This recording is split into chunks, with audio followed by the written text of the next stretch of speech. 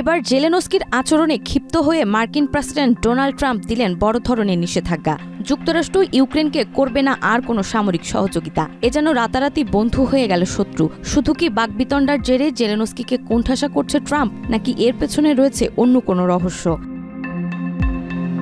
ইউক্রেনকে সামরিক সহযোগিতা প্রদান সাময়িক সময়ের জন্য বন্ধ করে দিয়েছে যুক্তরাষ্ট্রের প্রেসিডেন্ট ডোনাল্ড ট্রাম্প। হোয়াইট হাউসে ইউক্রেনের প্রেসিডেন্ট ভলোদিমির জেলেনস্কির সঙ্গে বাকবিতণ্ডার পর এই সিদ্ধান্ত নেন তিনি। ৩ মার্চ একাধিক সংবাদ মাধ্যমের প্রতিবেদনে এই সিদ্ধান্তের কথা জানায় যুক্তরাষ্ট্র।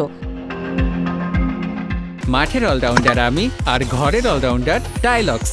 টাইলক্স টয়লেট ক্লিনার, ক্লিন মানেই টাইলক্স। ফক্স নিউজের প্রতিবেদনে বলা হয়েছে, ট্রাম্প মনে করেন ইউক্রেনের নেতাদের শান্তির প্রতি আরও স্পষ্ট অঙ্গীকার দেখানো প্রয়োজন। যতক্ষণ না তারা এই বিষয়ে সদিচ্ছা প্রকাশ করেন ততক্ষণ পর্যন্ত সহযোগিতা স্থগিত থাকবে। ট্রাম্প প্রশাসনের একজন কর্মকর্তাকে উদ্ধৃত করে ফক্স নিউজ বলেছে, এটি স্থায়ীভাবে সহযোগিতা বন্ধ নয়, এটি সাময়িক সময়ের জন্য। তবে কথা না শুনলে এটা স্থায়ী হতে পারে।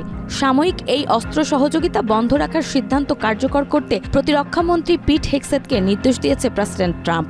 যুক্তরাষ্ট্রের যেসব সামরিক সরঞ্জাম এখন ইউক্রেনে নেই সেগুলো এই সাময়িক সহযোগিতা বন্ধের আওতায় পড়বে। এর মধ্যে রয়েছে উড়োজাহাজ ও জাহাজে ইউক্রেনের পথে রয়েছে এবং ইউক্রেনে প্রবেশের অপেক্ষায় পোল্যান্ডে রয়েছে সেসব অস্ত্র।